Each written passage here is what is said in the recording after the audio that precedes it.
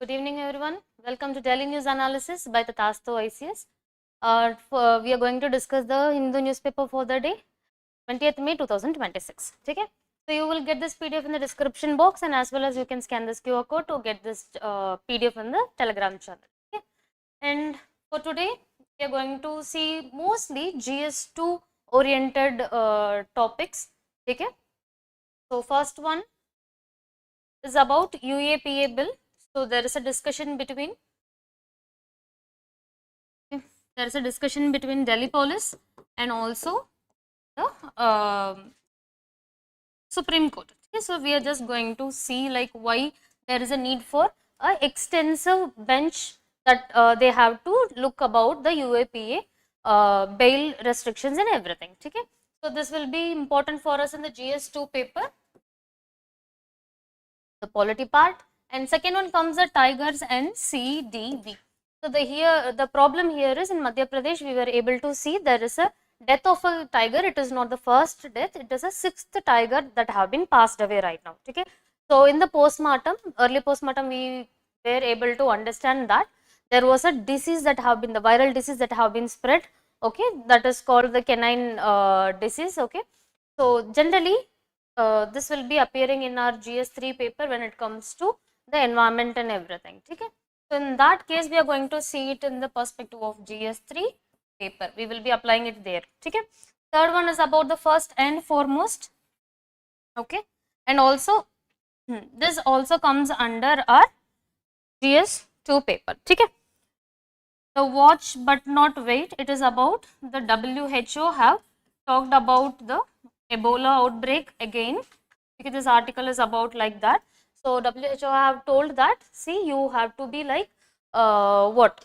You have to be more vigilant, and you have to be like prepared for the prevention methods and everything. Okay, that is what they are telling right now.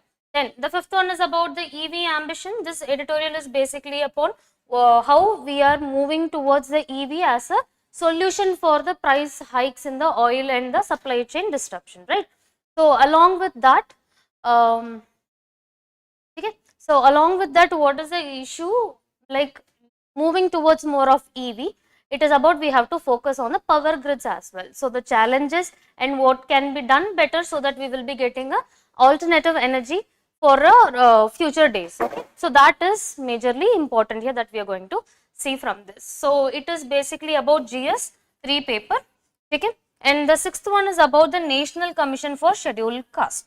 So this is actually an issue where still now there are some names or the terminologies that have been used for certain like communities of scheduled caste to identify them. Okay, so which is actually demeaning, and at times it is like something very offensive. Okay, so we are going to see about that also. So this will be important for us in the social justice paper also, GS2, and also related to our polity, governance and everything. Okay, that in mind. Okay, so this is the basics. These are the topics that we are going to see today. Okay. First one is about Delhi police suggest larger Supreme Court bench to review UAPA bill curbs. Okay, so here the issue is in recent times. Okay, two people have Abdul and one more person have arrested based upon the Anti-Terrorism Act. Okay, so UAPA is nothing but Unlawful Activities Prevention Act. Okay, in that case, it is actually very difficult to get the bail. Okay, now they are looking for the bail because it has been suspected that they both have been involved in good evening Priyanka. So it have been accused that they both have been involved in certain activities. Okay, so there is trial is till now the proper trial is not going on, but still they are in the imprisonment. So here there is a two different conflicts. First one is about like the national security. Okay, the Unlawful Activities Prevention Act is basically anti-terrorism, right? So when there is anything about the anti-terrorism, it is comes around the grounds of what? National security. Otherwise, on other hand, if you see, the provision of Article 21 where the right to life and the personal liberty is important. So, we are dealing with two different things. One is fundamental rights and also the national security. So, we are going to see the nexus in this, and along with that what we are going to see, we are just going to see the basic features of UAPA and what is the restrictions and what is the section that have been mentioned here as a 43D5. Okay, so all these things are the basics from here. So, now with a broad perspective we are just going to see without any judgments, we are just going to bring out two different problems and we are going to see what can be done. Okay? So, now when there is a acquisition have been like said, the Supreme Court have given certain guidelines like, see, if there is very longer or a delayed trial process is going on, at that time considering the Article 21, the personal life and the liberty, that time we have to provide the bail for UAPA also. This was a suggestion. But Delhi police, they are telling that, see, it is not, it is good evening, Lina. Okay? So, Delhi police is telling that, see, UAPA is such a crucial act for India, okay, for the national security. So, that is Parliament mandates that the strict bail intentionally only. There is, it is not like vaguely they have given, it is intentional. Bail restrictions have been given and it have been made very difficult for people to get bail under this UAPA, because see, when it comes to the terror attack or any suspicious actions, activities regarding the terrorism and everything, okay, UAPA can identify any organization or any individual as a terrorist group or a terrorist people. Okay? So, based upon that, what can be done, like the bail cannot be given, because the process of understanding the network, is this the only person who is involved in that, or is there is any other group that have been going on. Okay? And also most probably yes, SSC के लिए sufficient ही रहेगा, but along with that you have to match it with the syllabus of SSC. ठीक है? I think your doubt have been cleared, Sandeep. ठीक है? Okay. So now what we have to do is like the process will be little lengthier only. It is not delayed, it is a lengthier process. So till then they have to be under the observation. So that is what the Delhi police is arguing here. So we are going to see. The basic concern is about, can a person, the question mark is about, can a person accused under anti-terror law get bail if the trial is too long? So this was the question. So what the Supreme Court have told that, the Supreme Court have told that, see, whomsoever it is, okay, we have to identify the like the earlier possibilities. If the trial is taking too long, at that time what we have to do, we have to consider their life as well, because unnecessarily if somebody is being in the imprisonment, that is not a fair one. Okay? So that is what the Supreme Court have told. But the other side of the additional Solicitor General and also the Delhi police is saying, see, we have to consider that it is a very serious issue and we should not be giving the bail that easily. Okay, if that the prima facie, like initially it has been suspected that these people are involved, then they should be going through the trial at times, and till then they have to be restricted from the society. Okay, so that is what the thing. Strict bail rules under UAPA is one of the feature of that we are going to read from here, and they were asked for the larger Supreme Court bench, where one there was a conflict between two different judgments. One is in 2019. Okay, in 2019 a judgment came. Okay, there they have told that when there is a prima facie, we have identified there are suspected people and the bail restrictions will be very difficult and very crucial for them. Okay, but at the same time in 2020. In 2020s, they have told that, okay, so Article 21 is also a major thing, fundamental right it is, we cannot deny it to anybody. See, if it is taking too long for the trial, and obviously we have to consider the Article 21, the personal liberty as well. So these are the two different conflicted judgments given by the same Supreme Court. Okay. The problem here is they are asking, if there is a two different conflict judgments, better we will go for a larger bench. They will be analyzing it, the features of fundamental rights of Article 21, and along with the seriousness of the UAPA also, the bail restrictions also, then we will be coming to a conclusion. So this is what been talked about here. So now we are going to focus on UAPA, their features, what their functions and everything. That is what we are going to focus. So the larger bench will be like 5-member judge or the 7-member bench will be sitting for that. Okay. Okay, so the UAPA is enacted in 1967. Okay, it recognizes or it identifies any organization as an unlawful organization against the terrorism, and also it protects India's sovereignty and the integrity. So it is the basic function of UAPA. Okay, the features of UAPA is declaring organization or an individual as a terrorist or a terrorist group. Okay, and also it investigates, it has a special investigation powers. Okay, the questions they ask, the methods they can use to investigate. Okay, so the freedom for the investigation have been given. So if it comes to UAPA Act, they have to, the police, the district police or whomsoever it is, they have to coordinate with them. They have a special investigation powers also. Okay. The third one is about the strict bail conditions, which is we are talking about the section 43 D subclause 5, where it have been said that, see, the bail restrictions have to be like strict, and also the exemption is about very minimal. Okay. And another one basically that is been dealt from here is Article 21, the right to life and personal liberty. Okay, so this you have to keep it in mind. So the judgment that I have told you in the 2019 is NIA versus Zahur Ahmad Shah case. Okay, so this is a very important case where they have told about the very strict bail restrictions. Okay, they have denied it actually. Clear?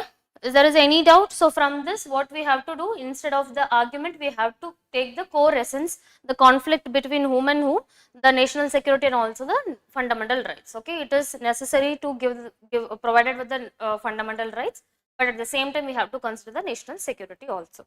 Read about UAPA and their features and the functions. That's it from this article. Moving on to the next one, as we have discussed, there is a death of a tiger in Madhya Pradesh, Kanha reserve. Okay. So if you see, generally the canine distemper virus, it spreads through dogs majorly. Okay. So through saliva, okay, the sneeze, that air droplets through a sneeze or cough, okay, all these will be the major like infectious things, okay, that they will be the carriers, okay, of these diseases. So what we have found that in Madhya Pradesh, the 6th adult male tiger have been passed away right now. So in the first postmortem report, they have told that there was a in the examination we would able to see a serious lung infection in the feline, and also superficial injury marks also is there. So keeping that in mind about the respiratory problems that we are going to see. Okay. So based upon that only they have came to the derivation of this canine distemper virus. Okay. So if you see basic symptoms, it will be like affecting the big cats, okay, the raccoons like kind of a species, and also dogs. So when it comes, it is commonly found in dogs. They will be having the swollen paw and nose, okay, they will be white discharge in their eyes, okay, along with that certain symptoms are also there. Continuous cough for the dogs and everything will be there. So based on that you can identify it. Okay. So now what happens is, the domesticated dogs, somehow it have been spread through the airborne carriers, okay, and now that have been affected this tigers. So when you see this, like the complete examination of the postmortem have not been come, so we will be waiting for it. The initial stages we were able to see the canine, right? So now we are going to see the basics, the static part of what is the canine distemper virus, because that will be reflecting in your paper, okay, in the prelims. It is a highly contagious virus, and also it is incurable. There is no proper vaccinations for it. Sorry, there is no proper medications or treatment for this. Once it has come, so it is highly fatal also. The death will be majorly happening for the species. Okay.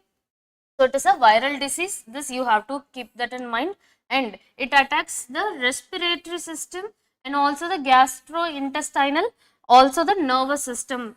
Generally, it will be happening in the dogs, but right now it is spreading to other species as well. Okay, so these are the major three systems that will be affected by this CDV. One is respiratory, gastrointestinal, and also the nervous system. Okay, and it is having the high fatality rate where the death will be like high, and also vaccinations are being under the process. Okay, with vaccinations we can prevent that. Okay, and also the single stranded RNA virus, the major feature of characteristics, actually not the feature, characteristics of this virus, which is single stranded RNA virus. It is very difficult to treat, and it is very difficult to find a proper treatment for them.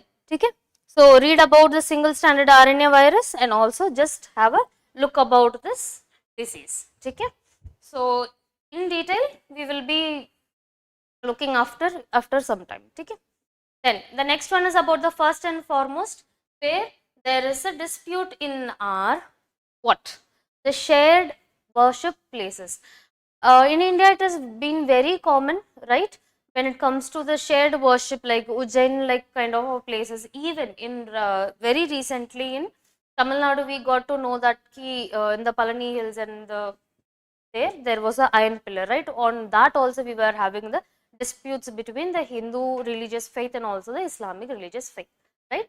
So here the problem majorly is about the conflict, these kind of continuous disputes among the religious faith and everything, that will be eventually directing towards the communal disharmony. Okay, there will be always a dispute among the people when it comes to the like the faith related or the belief related things, or the like the community related things, religious related disputes will be always prevailing. Okay, so now what we have to do is, this article is suggesting that, see, we have to focus on the social harmony instead of the instead of revamping, like reopening those social ideologies, like the old social ideologies about the ownership of the particular land.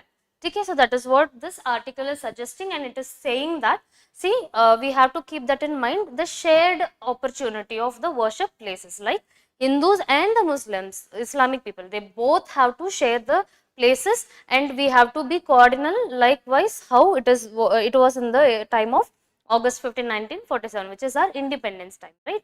So from that time, how we are doing it, that we have to go. Okay, so it have criticized also because certain, like the Archaeological Survey of India have told that this place, particularly disputed place, comes under the Hindu faith. Okay, so majorly the ownership will be going to those the Hindu sect only. Okay, so that is creating an issue, like where the majoritarian politics also there, the exemption also they have quoted. Okay, when a monument, ancient or the archaeological monument or any ancient monument that comes under ancient monument act, okay, so that will not be considered as a worship place, and it will be exempted from those scrutiny. Okay, so that is what the major issue here. So we will be seeing one by one the criticisms and also what can be done, that we are going to see. Okay, repeated legal disputes, this is the major crux of this article.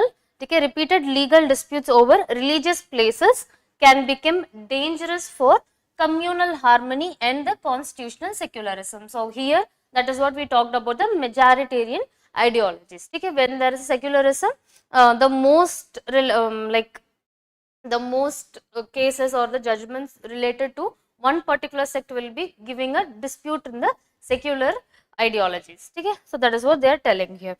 So they are suggesting here to have a peaceful shared use and protect the spirit of the places of worship act under 1991. So we are going to see what is the place of worship act 1991 and what is the major thing here. Shall we go? Chaliye. So now if you see, the major issue is happening in where?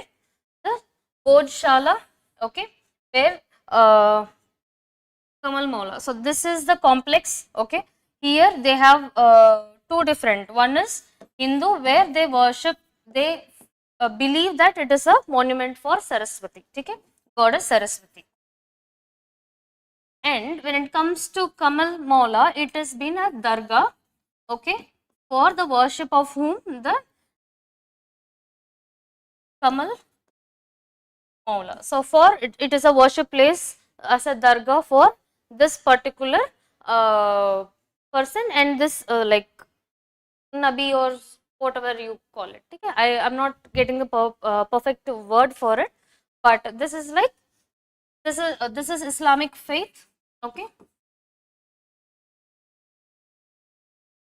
and this is Hindu faith. So in recent times, they were like appealed and they were asking for the features and the archaeological survey. Okay, they have asked to go with the investigations. In the investigation, it have been told that the Hindu features, Hindu tradition features are there, and the Islamic architectural add-ons are being there, additions are being there. So in what was the verdict then? It majorly the ownership goes to whom? The Hindu faith only. That is what the major thing is.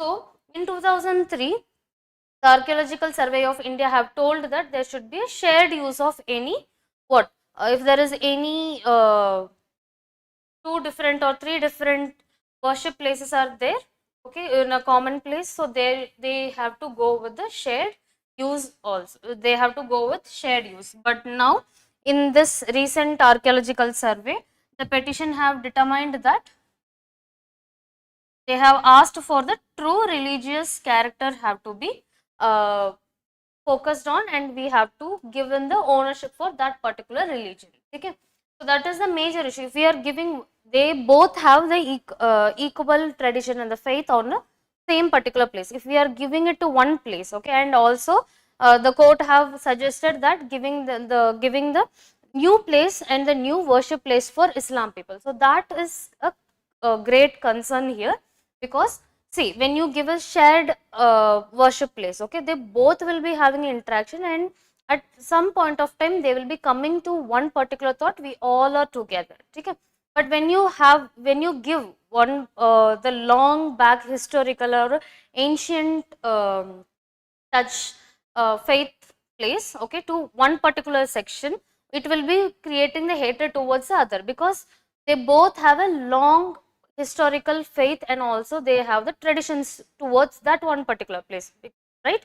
So all of a sudden, if you give it to another person a different place, they cannot accept it, okay. That is a tradition. It is something comes out of the emotion, right. The faith and beliefs are coming under the emotions. So it is about like we should not be very focal on the bifurcating the spaces. Instead, we have to go for the shared use. That is what been discussed here. Okay. Moving on, the new survey. Okay, the Supreme Court have ordered the Archaeological Survey of India for going to a new survey in 2024, and there they have ruled that it is the Hindu temple. Basics are about Hindu temple that we have discussed, right. So this article basically criticized that this verdict is weakening the spirit of secularism, because what they have did is they have said that the High Court have said that we will be giving a different place for the Islamic faith traditions, right. So that is saying that it weakens the secularism and also reopens the historical religious disputes everywhere. So when we are promoting the secularism and the fraternity things, but this kind of judgments and segregating the faiths, okay, towards one particular worship places, that is reopening the historical hatreds and also those the disputes, okay. That is what they mainly telling. And rulings rely on Ayodhya verdict. So here the major thing is like when it is about the example of, they have taken the relevant references from the Ayodhya verdict also, where we know like the in UP, right, the Ayodhya have been, the place of Ayodhya have been given to the Hindu faith and tradition, right. So on the that kind of that verdict, they have having a major impact. The influences are from that particular verdict. How it is based upon the historical interpretations, where in books, okay, in epics, in the scripts that they have written earlier. So dating that script and everything, they have came into the historical interpretation like that. Like earlier, it was used by Hindus only. It belonged to Hindu tradition only like that. Okay, and the archaeological things, the evidences where under the soil they might have got a certain like articles that is related to Hindu tradition, and along with that the religious claims. So here religious claims is about the names, okay, the slogans and everything that states the time, the place, and also the time, right? So based upon that, they have given that verdict. So they are saying the influences is from Ayodhya verdict as well. Okay. So the major issue. So instead of going to that, what we have to do is like we have to focus on the shared base so that both of the traditions and the faith will be valued and they will be having equal opportunity for the worship, where article 25 and 26 will be coming into it, the freedom of religion and things, okay, and the freedom of the worship places and everything. Okay. So that is a major article that is dealt here, that you have to keep it in mind. And when it comes to the section 4 and subclause 3, it says that this, okay, the worship article, right, the worship places of worship act 1991 exempts the ancient monuments protected, okay, because it comes under what, the ancient monument act. So these kind of monuments will not be coming under our worship places act of 1991. It will be exempted, okay, whenever it is managed, or if there is anything comes under the ancient monument act, it will not be like protected as a secular place or something. Okay, so that is what the major issue. So what is the worship acts work? Okay, it is regulated to maintain the communal harmony. It prevents endless historical religious disputes, okay, and also religious character of all places of worship shall remain the same as it existed on August 15, 1947. At that time, how it was, like there is no communal disputes or something, okay, the same thing have to be like how we were worshipped, everything all together, the same thing have to be happen, okay. Earlier in the British time, okay, they have made all the divide and rule, but now we don't want any person, be it British, European, koi bhi hai, okay, we don't want anybody to divide us. Just a spark of this miscommunication and also the spark of the communal things, okay, when it comes to the religious matters, people are taking it very sensitive, and people are like it is kind of a personal attack. If it is a religious attack, people are taking it as a personal attack. So that we have to take a step, okay. First of all, we have to respect each other's traditions, each other's faith and belief, okay. If I am keeping as a Hindu, if I am keeping the fasting and everything, I have to respect the Islamic people's fasting also during Ramadan and everything, right? So see, there may be contradictions between the faiths and the sayings, okay. There is positives and negatives in Hindu law also, Hindu tradition also, there will be positives and negatives in other Christian and also the Islamic traditions, right?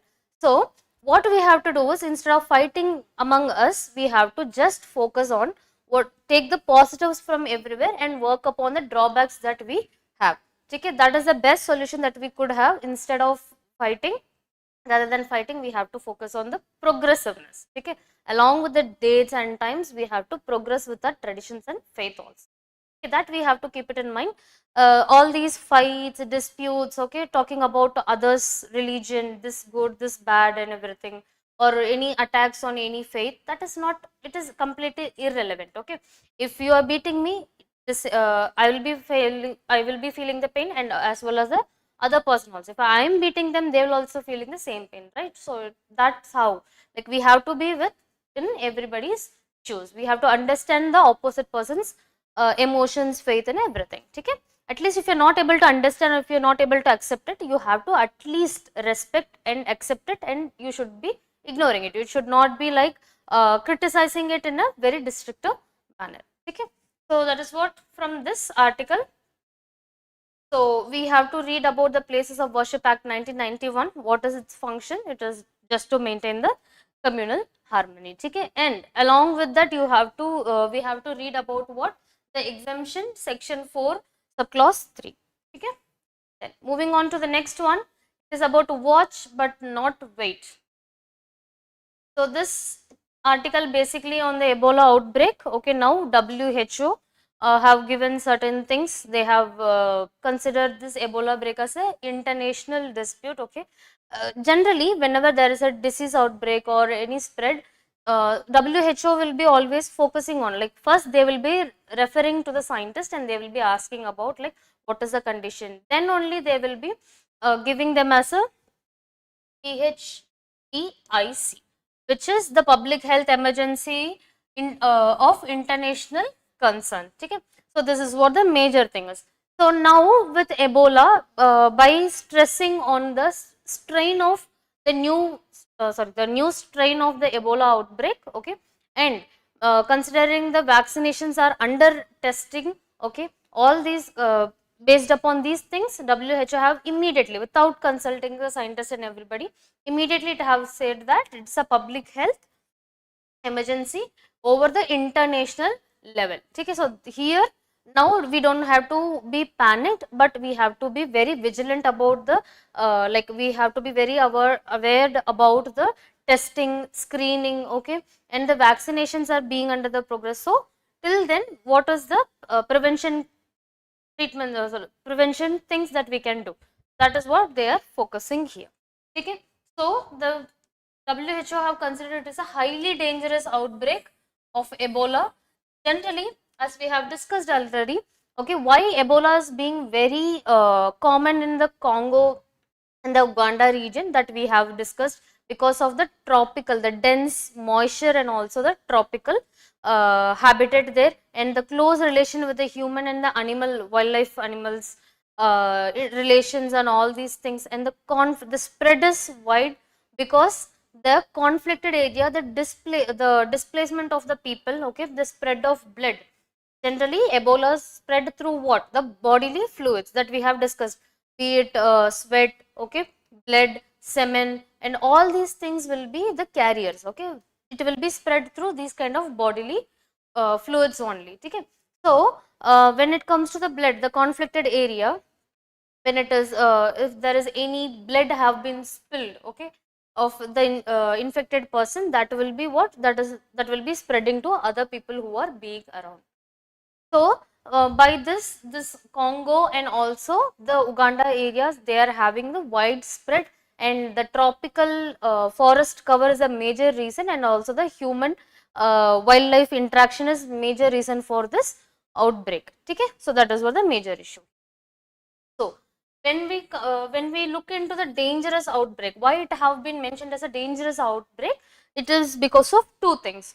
One is the Bandi Bugyo strain. Okay, I am not very sure about the pronunciation, but for my convenience, I have pronounced it. So this strain, generally, the vaccine have been made for Zarai strain. Okay, so for that particular virus, the vaccine have been done, but that vaccine is not working with this new strain. Okay, the strain is like new variant you can put forth. Okay, so this variant of the Ebola virus that doesn't have the proper vaccination, we are under the vaccines are under testings. Okay, we don't have a complete testings about it, and also there is many things that scientists have to be understand, like what is the characteristics of that particular virus and what it is defective to. So all these things are under the research only. We don't know much about this strain. So that is what the major hurdle to prevent or to cure this Ebola outbreak. So that is a major thing we have to consider. Okay, then second thing is about it is highly dangerous because of the wider spread possibilities. One is how it has been spreading, because the area that have been suspected with larger amount of this Ebola outbreak is still not under tested. Okay, it is not tested. Those people who are infected, okay, they are not coming, they are not been treated in a full-fledged way, and other people have to be like checked, right? They tested, right? but they are not doing that. That is not happening right now, first thing. And second thing is about tracking difficulties in the displacement because of the conflicted area. Okay, some people have moved out, okay, out of from this Congo area and everything. So identifying them, okay, the displaced person and also the conflicted the person who have infected through this conflict and everything, we are not able to identify them, we are not able to trace them, where we have moved, where they have moved, where they are right now living, how many people they have interacted with. All these data are like untraced, we are not able to trace it in an efficient way when it comes to the Uganda. Okay, then the healthcare access, as we all know, we have discussed, it is a very highly conflicted and disputed area. So there um, okay, that we have already came out of it. Okay, Canine distemper virus, we have already came out of it. Now to the next topic. Okay, so the healthcare access for them is very rare. Okay, there is no development, there is very less development. It is majorly the did you remember, like, are you guys remember that disputed diamonds that we have talked about? So that is the, it is illegitimate diamonds, right? So this is a major economy in the area of like Congo and everything. It will be always conflict. Okay, somebody or the other will be keep on shooting the other people. Okay, so that in that case you cannot expect the healthcare facilities and everything. So the healthcare access is very less there. So the outbreak is not being controlled, it is being widespread because of these reasons. No proper healthcare access, there is like the people have been displaced and also tracking is very difficult. Along with that, there is a hurdle in testing, like the area has not been properly tested till now. Okay, then moving on, the global emergency, WHO will be considering any of the disease outbreak as a global emergency through PHEIC, okay, Public Health Emergency International, for the international concern. How it is? It actually give the attention globally, okay, when it is a widespread, okay, it will be asking for the fundings for the other from the other countries, so that the affected areas will be having a proper treatments or vaccines or something. The coordinate responses where the different R&Ds, okay, different R&Ds from different countries, they will be studying about this new strain and the variant. Okay, they will be studying and they will be doing the research work about that. Okay, and the easier surveillance. So when there is any people is being like traveling from Uganda or Congo to any other places, if it has been identified through the screening test that this person is infected with Ebola, so it will be easy for surveillance and also we would be able to keep them isolated. Okay, then the medical support, vaccines, okay, also food or any other medical support, it will be expected from other countries as well. We can provide that support. So these are the things why WHO will be telling any country, telling any diseases or infectious viruses outbreak as a global emergency for to get all those support internationally. Okay. Then what are the measures that we can take? First one is about awareness. Okay, so telling people how it is very highly fatal, like 50% fatality is there, that we have to keep that in mind. So awareness about like how it spreads, okay, where it spreads, what is the positive area for that, okay, what can be done, all these awareness have to be. First you should be telling about what virus it is, how it is spreading and what can be done. Okay, then the second thing is about contact tracing, the infected people who they have met and who they have interacted with, that we can do. And the isolation and the treatment, keeping them like the COVID times, how we used to keep ourselves like isolated, so same kind of isolation have to be given and the treatment also have to be given. Since we don't have proper vaccine, we have to be going with a support system, like giving them the if Ebola is completely taking out the nutrients in the body and if it is taking out the fluids, so we have to give the continuous fluid support, right? This is the, that's how our immunity will be working against those antigen bodies. Okay? Then safe burials. So who have infected and who have passed away, we have to bury them so that the fluids that has been like released from that infected person will not be spreading to another person. So that kind of a safe burials. And the vaccinations. Vaccination to prevent certain strains. See, even if it is a different strain of Ebola, okay, there will be some one particular common characteristics will be there. So if we are creating vaccines against that, okay, so the preventive method, as a preventive method, initially if I take the vaccines considering the area which is like related to these uh, diseases, like because Uganda and Congo, it is not the first time for them to get this Ebola outbreak. Okay, it is I have already done in 2011 to 14 time or 2011 and 14 also. Okay?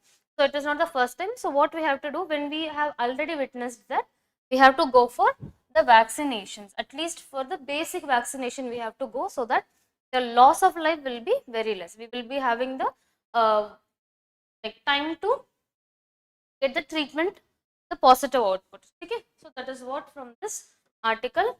Read about it. Why, how the WHO will be like based upon what circumstances. Okay, WHO will be giving the emergency alert as a PHEIC. Okay, the public health emergency globally, and what are all the works of WHO that we have to done. Okay. Then moving to the next one, it is about India's EV ambition needs a grid strategy to match. So in this article, they have said that the importance of EV grids, because many people are moving from what? From petroleum and the diesel based vehicles to what? The EV, majorly the two wheelers. Okay, because in India two wheeler population is high, it is very easy to commutable, and people mostly will be having the distance from their occupation to the home will be in a very shorter commutation distance, right? So there we are considering majorly the population will be depend upon what? The two wheelers only. So the EV concern is not about the two wheelers. Okay, it has a extended version, which is the heavy trucks also we have to transmit into the EVs. Okay, trucks, heavy duty vehicles, and also we have to make the infrastructure ready for those future trucks and everything, so that in highways we would be able to get it charged, and also all those facilities for charging, so that in future times we will be like having the alternative energy that, rather than the oil and oil based and the gas based. Instead we will be going for what is sustainable and renewable based energy, where the electricity will be moving coming through what? Okay,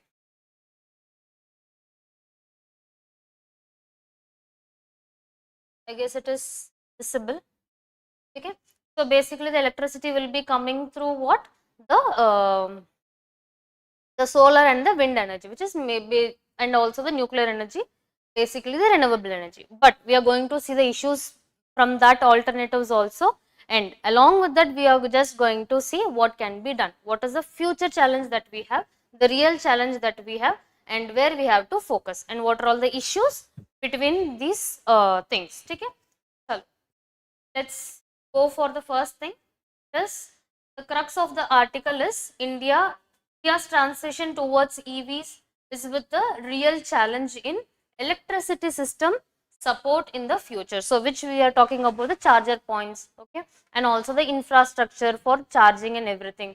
If I am moving towards a longer area, okay, for there I have to be getting the charger facilities, and it should not be rushed to one. It has to be like everybody smoothly getting charged about their vehicles, and they have to be moving the logistics, and it should not be stopping in one particular place where we talked about the two wheeler. It have to be extended to other means of transportation, which is our trucks, heavy trucks, and all these things. Okay, so we are going to see one by one. India is focusing on EV adoption, but not enough on preparing the electricity grid, the electricity grid that will power them. So the major issue is about not adapting the EV, but the issues about getting prepared for the electricity grid. which will be giving the power backup. Okay. So in this article, they have talked about certain issues where what is a like feasible way. Okay, in long run we have to go for other vehicles also, right? The heavy vehicles and everything, and also the risk in the infrastructure. Okay, we are not having proper power supply. Again, if you are going for the coal based electricity for charging these vehicles, then there is no point of moving towards the cleaner energy.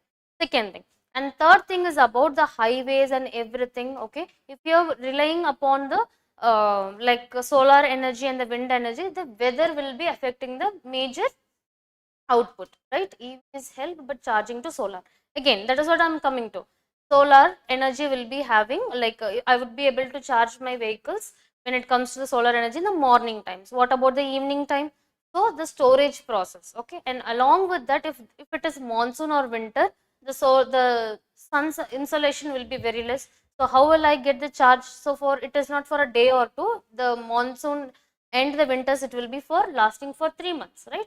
So what I can do, okay? And when it comes to the nuclear energy, the infrastructure, the investment in nuclear reactors are huge, right? So all these things are we are going to see here. The power consumption of India, okay, when it is considering the population of two-wheeler and along with the power consumption, it is how much power we needed to charge them, okay, and what is the feasible way that can be focused on to get the better output. Okay, so that is the opportunities and all we are going to see it. So the crux I have written it here. Okay, if you are able to see India's dependence on crude oil, they have discussed about India's dependence on crude oil, the rising interest in EVs due to the price shocks of oil, and along with that massive future electricity demand from EVs, because they have given the data. Okay, through the vehicle registration they have given like these many vehicles are being used. So if that have been completely shifted to EVs, how much power grids we are in need of. Okay, the need for grid modernization, importance of clean energy integration. So these are the things they basically talk about. Okay. So when we are moving into the details, so EV is rising. Okay, electrical vehicle. See, electrical vehicle does not stop only with a two-wheeler, scooter or something. It moved towards the trucks and everything, the logistics based. Okay, so it is rising because of the tensions at Strait of Hormuz. Okay, so now if you see, EV shift is majorly in two-wheelers, but we have to focus on what the other sections also. So the short because of the short commutation distance and also the price sensitive consumers, because I cannot afford four-wheeler, okay, or I cannot keep on oiling my vehicle which is very high in the prices, right? So considering my prices, I will be going for the sustainable way, or else the very fewer cost one, okay, that is EV, right? And also the two-wheeler volume that we have, India is having a huge two-wheeler registrations. Okay, so it shows that majorly people are depending upon two-wheelers. So if there is any transition, first phase will be, and the major phase will be in what, the two-wheelers. So issues they have discussed there is, first is electricity demand. So if you see, India has like 420 million vehicles. Okay, so the registered vehicles, if we are completely shifting to EVs or the electric vehicles by 2047, okay, at that time 2047 we will be needing what, 900 to 1100 terawatt voltage. Okay, for the major things, like we need this much amount of energy, but it is not possible for India to produce that huge energy. Okay, first thing. And second thing is about nuclear energy is only hope, but it's harmful sometimes. The nuclear reactors have that reaction problem and everything, I agree, but for sustainable way with proper equipments, that will be very reliable energy, and we will be getting like the infrastructure is very expensive, I agree that, but once it has been installed, we will be having a very long run, it will be giving a very good output. Okay. So that is one thing. So even if we are focusing around like 50% of conversion to EV, still it will be needing of like 500 terawatt energy. So it is kind of India's energy production है ना, इसमें one third of the India's energy production will be going to what? Only this 50% of vehicles itself. So other thing like industries, the households, okay, they will not be getting the proper energy supply. Okay, major thing. Second thing is about the real challenge in heavy and freight vehicles. So they have said that, okay, the major issue is about changing towards the heavy and freight vehicles, because the heavy vehicles will be need the heavy energy, they will be giving very lesser mileage with the minimal energy, right? That is a major thing. So the connectivity and also the logistics should not be hampered because of this energy possibilities. These 6.26 million heavy good vehicles are being uh, in India, right? So they need around like 450 to 556 terawatt energy requirements. They need that much of energy requirement, but India is not having that huge requirements, right? Fulfilling the requirements. So that is the major issue here. Electrifying supply chains and freight transport is a real challenge. Talking about the population of two-wheeler, that is one part, but the major part of the challenge would be this supply chain and the freight transport, where we are talking about the highway charging points and everything. Okay? And third one is about the grid stress. So here if you see the grid stress, majorly if you are giving grids, matlab the charging points, the charger places and everything, there you will be having the issue of like one particular time everybody will be coming, they will be rushed to one particular station and they will be started like filling the charge, right?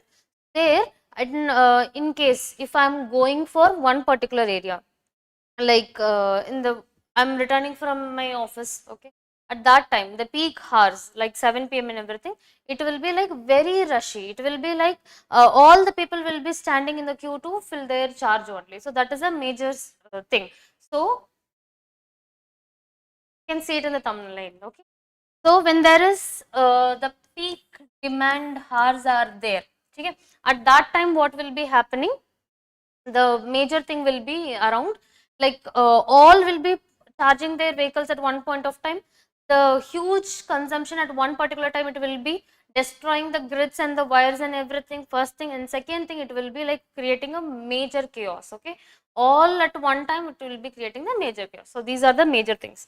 And power demand surges and the blackouts. So like if it is keep on giving the energy, okay, if there is any pass of energy, it will be obviously producing the heat, right? So continuously people keep on charging at one point of time, it will be like shut down and all of a sudden, and there will be blackouts, there will be default in that, and we have to like because of the stress of the continuous electricity supply, it will be happening, it will be making it what, it will be making it very like stressed, and it will be burst out at one point of time. Okay, then so what we have to focus on what we have to do is like we have to diversify the clean energy mix, where the solar and the wind energy will be focused, but it has only 25 to 30% of the capacity. With that we cannot be going, because the, as I have told you, the weather conditions and also their installations, it's really high. Okay, the second thing is about the nuclear energy,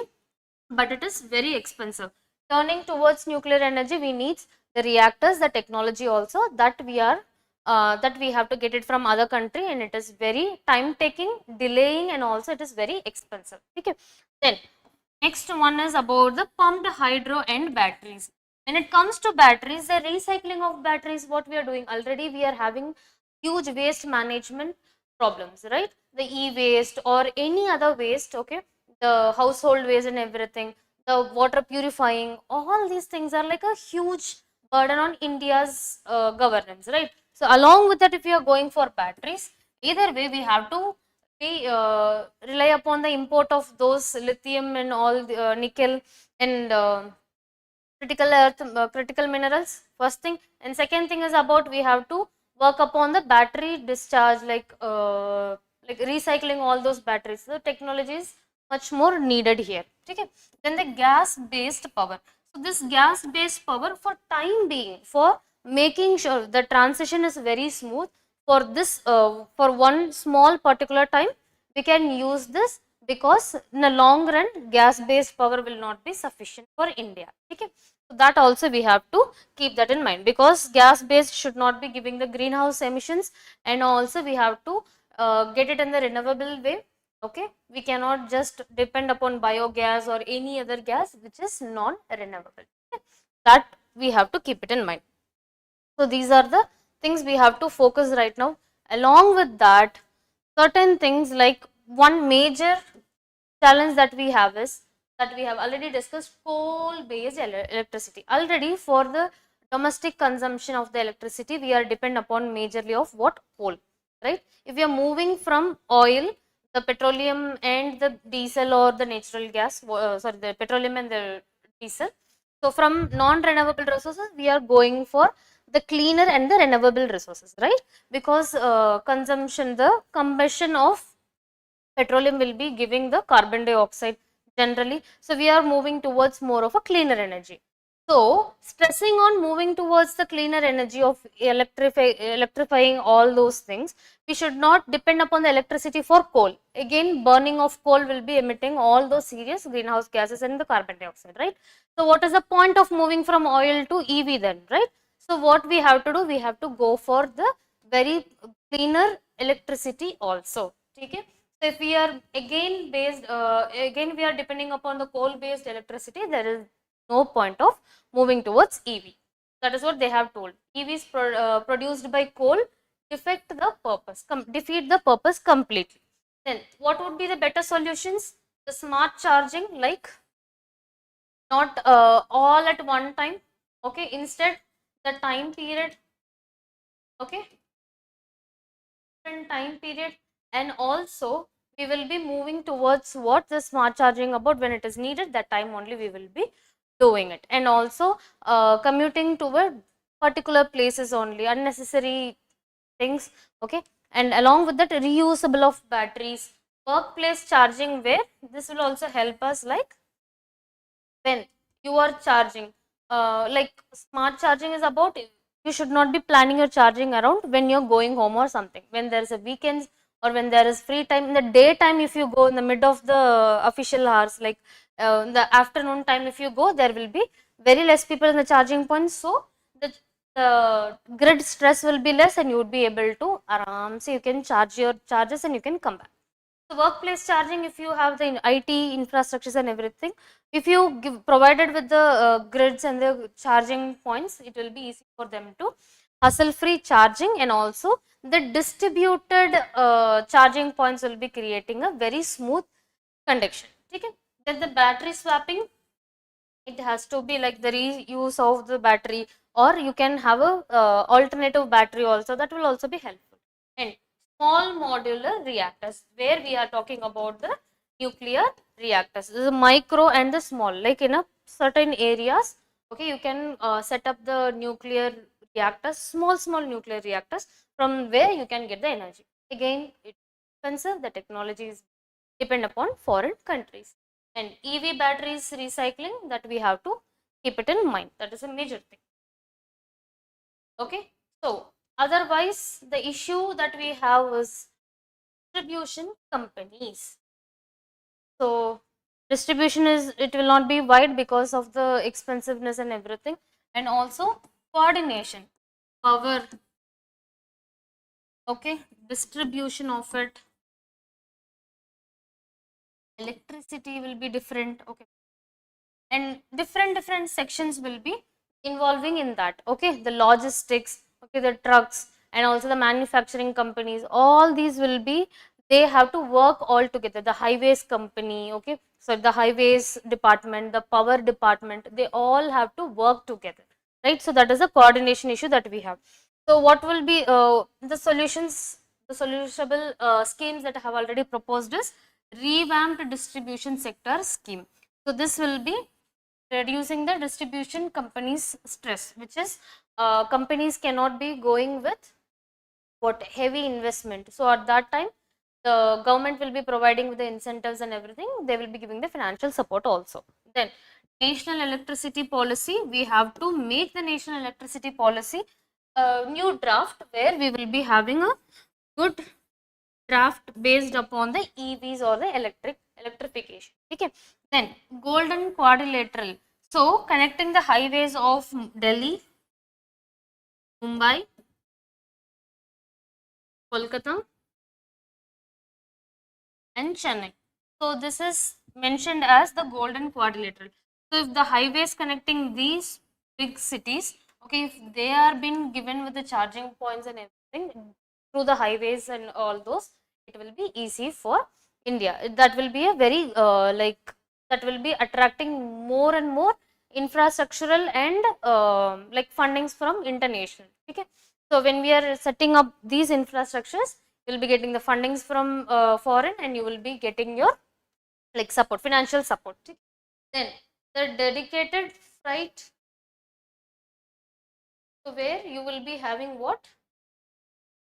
The dedicated freight corridors will be like separate lanes for heavy vehicles, and along with that you will be giving the dedicated charging points for that particular. So the highway crossing other vehicles will not be disturbing the logistics and everything. Okay, so these are the things that they have discussed in this article. Please do read about it. It is a must read, because see, other than the data, you have to focus on the recent issue that will be having interconnected future seeing issues also. So that kind of it have been addressed such kind of a issue, and they have given the very best solution. It is a wider research. Okay, so please do read about this article. Then moving on to the next one, about the last one is about the Supreme Court Commission issues notice to authorities in Punjab over caste slurs in census form.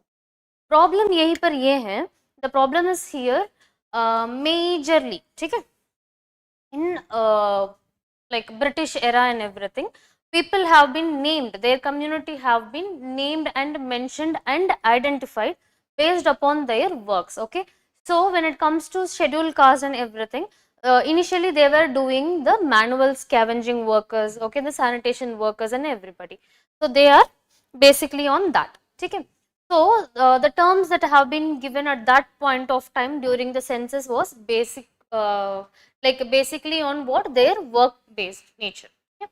So but the problem is, till now the census has these kind of terminologies eventually which have been termed into offensive word, to scold somebody, to demean somebody, to insult somebody. These kind of words are being used. So right now in the upcoming census of 2027, where we have already know, like from April, the first phase of investigation, like the census have been started, right? This time we will be having two phases, if you remember. Okay, the first phase have been already started in the April, so we are going through that.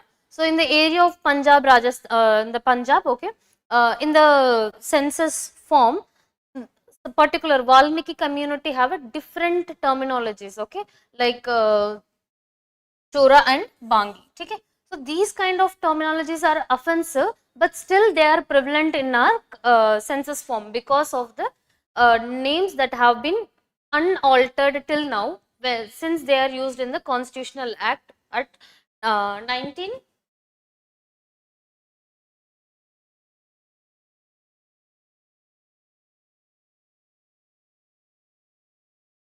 During the British era.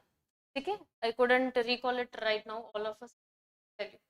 Okay, eventually you will be getting to know that when it was used. Okay, so in that time it have been used those words, and till now, like in 1950s, those words have been used. So till now those words are being used, and it is actually right now used as a demeaning word, demeaning name. Okay? The person who are doing the menial jobs, for them they have been named that. So to insult somebody, to scold somebody, these kind of language, these kind of terminologies are used, and it is very like underlining thing when it comes to officially we are using those terminologies to like identify some community. So that is what the major issue here is.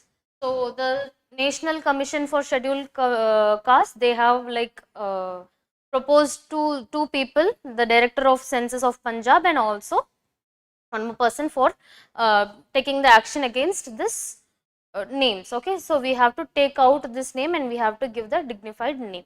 So here the National Commission of Scheduled Caste that we are going to see, Okay, and along with that, the dignity for restoring the dignity for certain people, particularly scheduled caste and scheduled tribes, what are all the schemes that constitution has.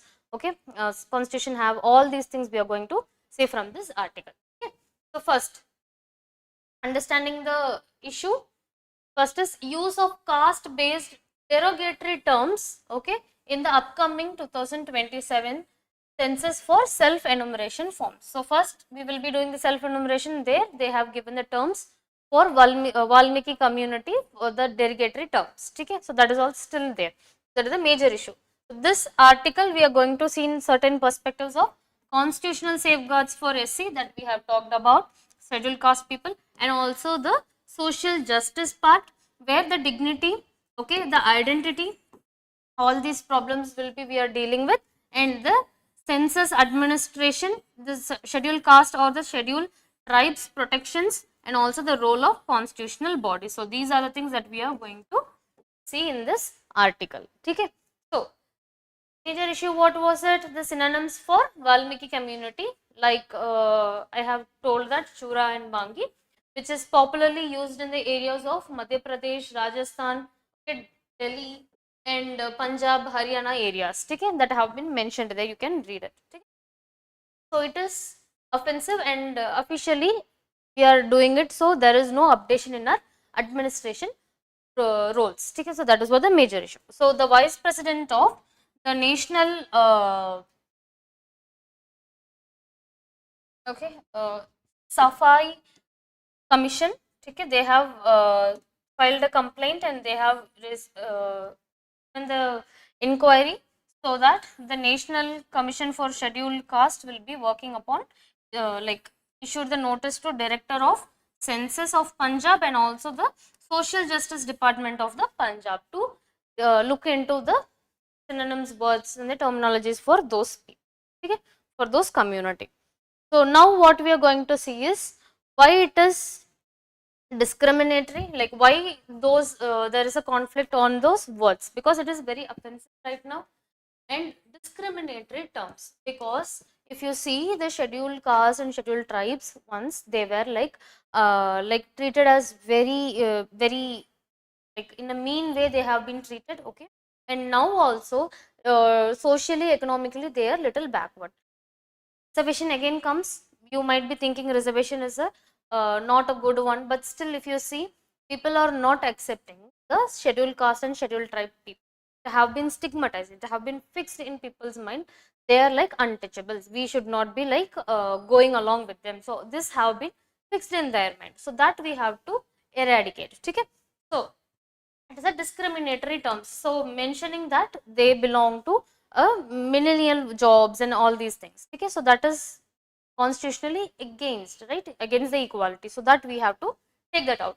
The major concerns here is dignity of the scheduled caste and also institutional discrimination, because see, institutional discrimination is when the terminology is very offensive or demeaning to certain community, not be using it in the official manner, right?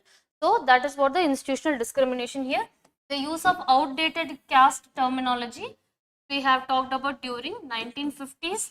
This have been adopted until now. There is no changes. Okay, and also the if you see the major thing historically during the British era that we have already discussed, caste labels and the occupation based names have been given to certain communities. Generally, the sanitation workers, the manual scavengers, and all those things that I have told you, right?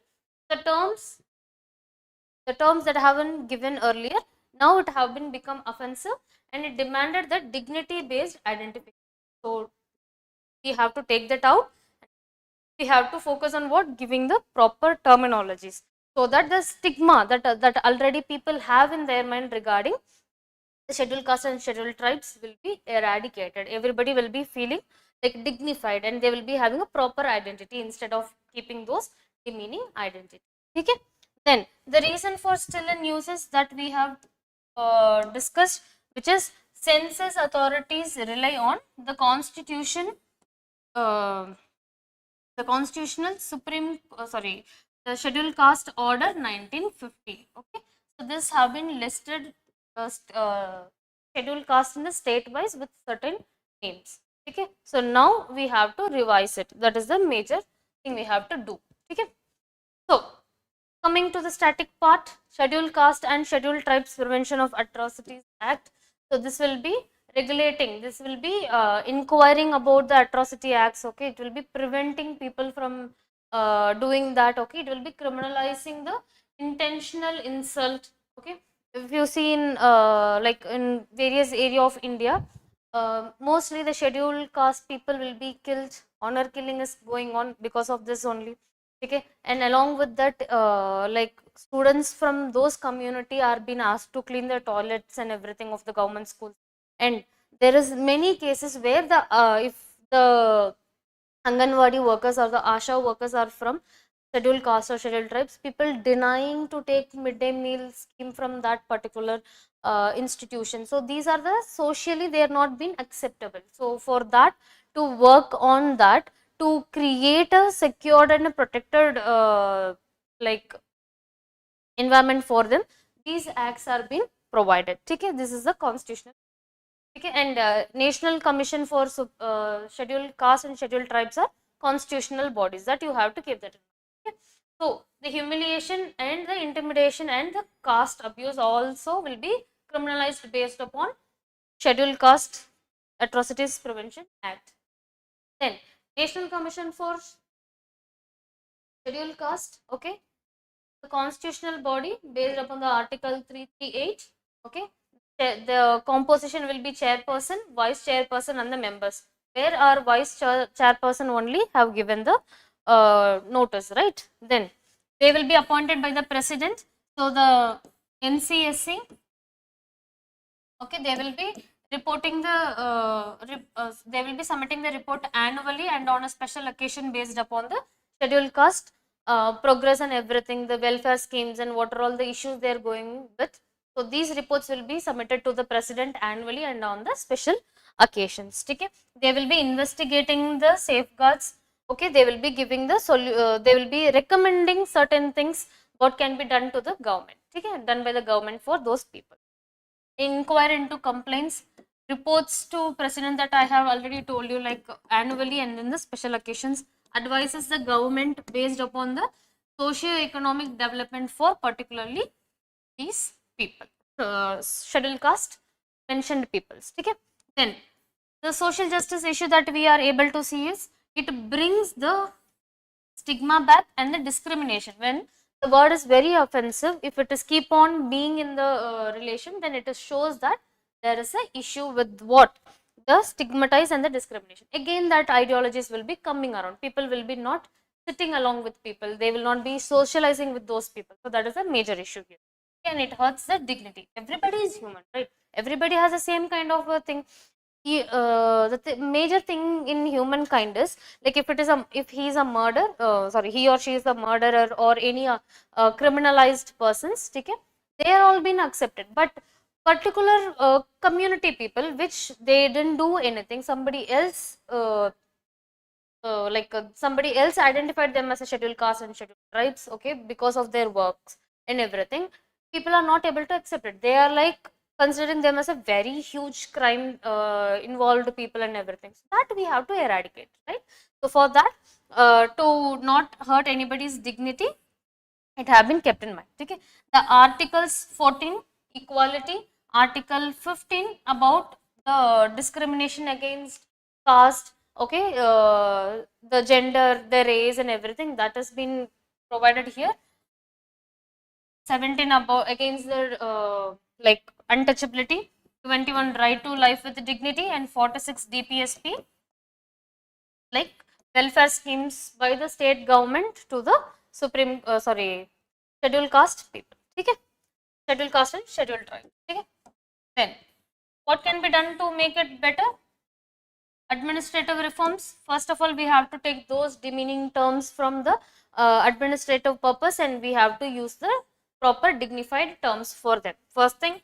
Second thing, updating official terminologies, and also we have to provide it with socio-economic schemes where the reservation comes here.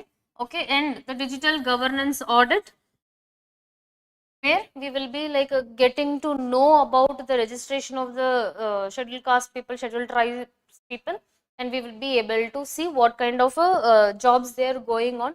So these kind of digital audit will be giving a better tracing. Okay, and the community consultation. So we have to have a word with those people, should be having a close connection with those community people, so that we would be able to understand the progress of them, what are all the issues they are facing, and what are all the measures that can be taken up. So these are the things we have to do.